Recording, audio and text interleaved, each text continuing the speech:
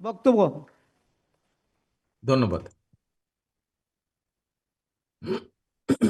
বিসমিল্লাহির রহমানির রহিম।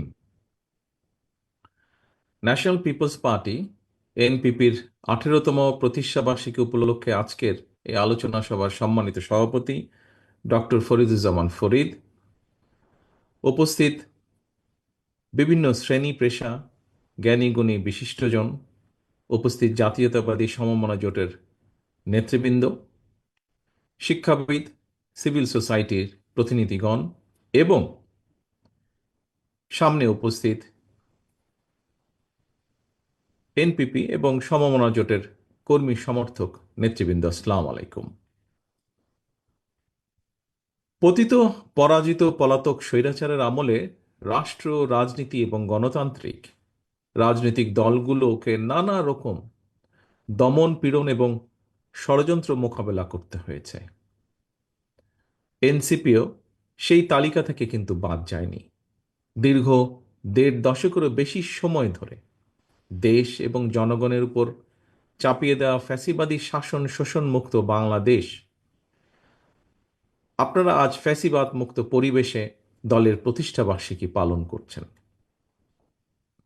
পতিত পরাজিত বিতাড়িত ফ্যাসিবাদ যাতে আর কোনো রূপে কোনো ক্রমেই ফিরতে না পারে, তার পুনরুত্থান ঘটতে না পারে, এই সময় সেটিই হোক বাংলাদেশের পক্ষের প্রত্যেকটি গণতন্ত্রের পক্ষের প্রত্যেকটি রাজনৈতিক দলের লক্ষ্য। প্রিয় উপস্থিতিবৃন্দ, ফ্যাসিবাদের পথ রুদ্ধ করে রাষ্ট্র, সরকার এবং রাজনীতির গুণগত পরিবর্তনের জন্য দরকার প্রয়োজনীয় সংস্কার।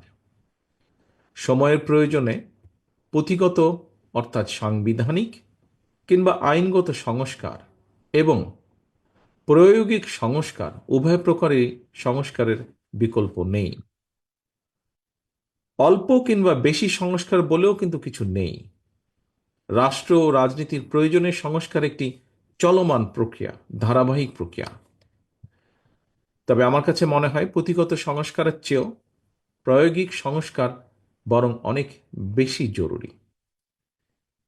উপস্থিতিবৃন্দ, এই কথাটি বলার অর্থ হল আমাদের বর্তমান সংবিধানের 65-2 অনুচ্ছেদ লঙ্ঘন করে জনগণের ভোট ছাড়াই 2018, 2014 এবং 24 সালে নির্বাচনে নামে প্রহসন চালিয়ে যে কথিত সংসদ এবং সরকার প্রতিষ্ঠিত করেছিল, সংবিধানে জনগণের সরাসরি ভোটের অধিকার দেওয়া থাকলেও জনগণকে কিন্তু সেদিন ভোটের অধিকার প্রয়োগের কোনো রকম সুযোগ দেওয়া হয়নি।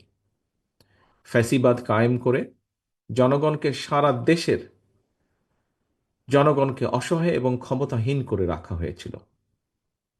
এ কারণেই আমি মনে করি রাষ্ট্রে স্বৈরাচার কিংবা ফ্যাসিবাদ রুখে দিতে সবচেয়ে বেশি প্রয়োজন জনগণের রাজনৈতিক ক্ষমতায়ন। জনগণের সরাসরি ভোটে নির্বাচিত প্রতিনিধিদের নিয়ে সংসদ, সরকার গঠিত হলে অবশ্যই সেই সরকার জনগণের কাছে জবাবদিহি করতে বাধ্য এবং এর মাধ্যমে রাষ্ট্রের নাগরিকদের রাজনৈতিক ক্ষমতা নিশ্চিত হয়।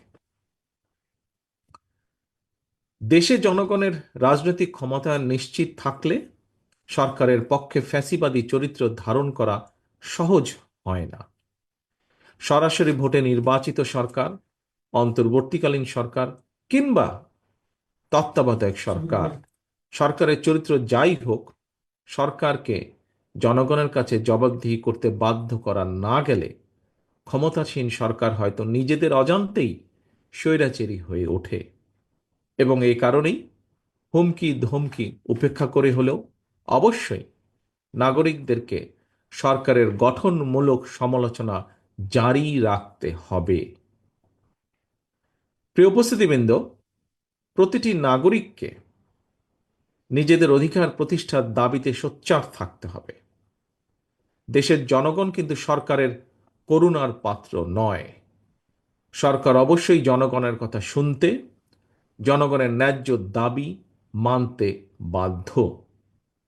এখানে সরকারের মান অভিমান কিংবা রাগ বিরাগের কিন্তু কোনো সুযোগ নেই। প্রিয় উপস্থিতিবৃন্দ, আমি আগেও বলেছি, হাজারো শহীদদের রক্তের উপর প্রতিষ্ঠিত বর্তমান এই অন্তর্বর্তীকালীন সরকারের নৈতিক এবং রাজনৈতিক বৈধতার হয়তো সংকট নেই, তবে অবশ্যই এই সরকার জনগণের কাছে জবাবদিহিমূলক নয়। সরকার যেহেতু জবাবদিহিমূলক নয়, সেহেতু নৈতিক কারণেই সরকারের সুনির্দিষ্ট পরিকল্পনা জনগণের সামনে স্পষ্ট থাকা প্রয়োজন। জনগণকে অন্ধকারে রেখে, রাজনৈতিক দলকে বা দলগুলোকে অনিশ্চয়তায় রেখে শেষ পর্যন্ত কোনো পরিকল্পনায় কার্যকর এবং টেকসই হয় না, হবেও না।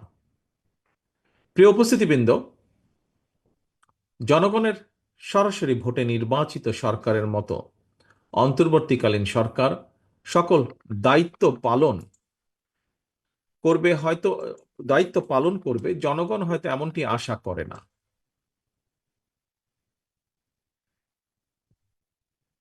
তারপরেও সরকারকে নিয়মমাফিক কিছু কাজ করতে হয়। এরই ধারাবাহিকতায় দেশের বিভিন্ন শ্রেণী পেশা মানুষের সমস্যা সম্ভাবনা সম্পর্কে সরজমিন অভিজ্ঞতা না থাকলেও অন্তর্বর্তীকালীন সরকারকে নিয়মমাফিক চলতি অর্থ বছরের বাজেট ঘোষণা করতে হবে।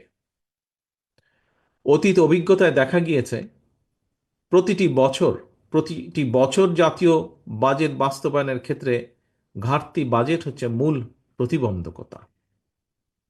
বাজেট প্রণয়নের ক্ষেত্রে এনবিআর হয়তো সরাসরি কোনো ভূমিকা নেই, তবে রাজস্ব আদায়ের মাধ্যমে বাজেট বাস্তবায়নের ক্ষেত্রে এনবিআর এর ভূমিকা মুখ্য। এমন বাস্তবতায় বাজেট পাশের ঠিক আগ মুহূর্তে অন্তর্বর্তীকালীন সরকার হঠাৎ করেই এনবিআর এর সংস্কার চাপিয়ে দিয়ে রাজস্ব আদায়ের ক্ষেত্রে যে একটি অচল অবস্থা সৃষ্টি করেছে, এটি আমাদের অর্থনীতির জন্য কিন্তু খুব ভালো বিষয় নয়। এ ধরনের পরিস্থিতি মোকাবেলায় জবাবদিহিমূলক গণতান্ত্রিক সরকার সবচেয়ে বেশি কার্যকর ভূমিকা রাখতে পারে বলে সকলেই বিশ্বাস করেন, বিশেষ করে গণতান্ত্রিকামী জনগণ। বর্তমান অন্তর্বর্তীকালীন সরকারের যোগ্যতা অযোগ্যতা বিষয় নয়। দেশে স্থিতিশীল গণতান্ত্রিক সরকার না থাকায় একদিকে দেশি বিদেশি বিনিয়োগে স্থবিরতা নেমে এসেছে, অপরদিকে এক অনিশ্চিতকর রাজনৈতিক অর্থনৈতিক পরিস্থিতি নিয়ে বিভিন্ন শ্রেণী পেশার মানুষের মধ্যে একরকমের অস্থিরতা তৈরি হচ্ছে প্রায় প্রতিদিন। এ কারণেই জনগণ প্রতিদিন, আমরা দেখছি সমাজের বিভিন্ন শ্রেণী পেশার জনগণ প্রতিদিন বিভিন্ন দাবি দাওয়া নিয়ে রাজপথে নেমে আসছে। যদিও আনফর্চুনেটলি তাদের এই দাবি দাবা শোনার কেউ নেই এই মুহূর্তে। সম্মানিত সভাপতি, প্রিয় রাজনৈতিক সহকর্মী, ভাই ও বোনেরা, আমি একটি বিষয়ে গণতান্ত্রিক আমি জনগণের দৃষ্টি আকর্ষণ করতে চাই। জনগণের বাংলাদেশে জনগণের ভোটে জনগণের কাছে জবাবদিহিমূলক সরকার প্রতিষ্ঠায় যে কোনো ধরনের অজুহাত কিংবা গড়িমসির সুযোগ নিয়ে পতিত পলাতক পরাজিত স্বৈরাচার মাথা চাড়া দিয়ে ওঠার অপেক্ষায় রয়েছে, কিন্তু এটি আজকে বিভিন্ন বক্তার বক্তব্যেও ফুটে উঠেছে কথাটি। তবে ফ্যাসিবাদ মুক্ত বাংলাদেশে জনগণের গণতান্ত্রিক অধিকার প্রতিষ্ঠার মাধ্যমে ফ্যাসিস্ট তাবেদার অপশক্তির পুনর্বাসনের পথরোধ করা সম্ভব। আমরা নিজ নিজ দলীয় আদর্শ এবং কর্মসূচি বাস্তবায়নের ক্ষেত্রে ফ্যাসিবাদ বিরোধী রাজনৈতিক দলগুলোর মধ্যে প্রক্রিয়া বা পদ্ধতিগত বিরোধ দৃশ্যমান হলেও আমি দৃঢ়ভাবে বিশ্বাস করি দেশ এবং জনগণের বৃহত্তর স্বার্থে ফ্যাসিবাদ উত্থান মোকাবেলায় একতরফা ইস্যুতে বাংলাদেশের গণতান্ত্রিকামী জনগণ বিগত 5ই আগস্টের মতনই ঐক্যবদ্ধ।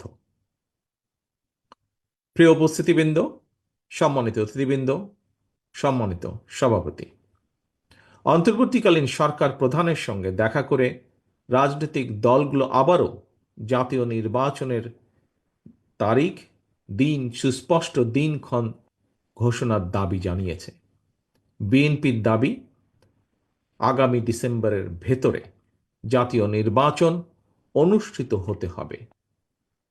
জাতীয় নির্বাচন অনুষ্ঠানের লক্ষ্যে জনপ্রশাসন, আইন শৃঙ্খলা বাহিনীর প্রয়োজনীয় সংস্কারের জন্য অন্তর্বর্তীকালীন সরকারের প্রতি বিএনপি সহ আমরা যারা একসঙ্গে রাজপথে আন্দোলন করেছি আমাদের সর্বাত্মক সমর্থন অব্যাহত রেখেছি। সুতরাং দেশে বিদেশে সম্মানিত দক্ষ এবং যোগ্য ব্যক্তিত্ব অন্তর্বর্তীকালীন সরকার প্রধানের নেতৃত্বে জনগণ অবিলম্বে দেশের ইতিহাসের সবচেয়ে অবাধ, নিরপেক্ষ একটি জাতীয় নির্বাচন দেখতে পাবে। আজকে এনপিপির এই প্রতিষ্ঠা বার্ষিকীতে এই প্রত্যাশা রেখে আমার বক্তব্য শেষ করছি।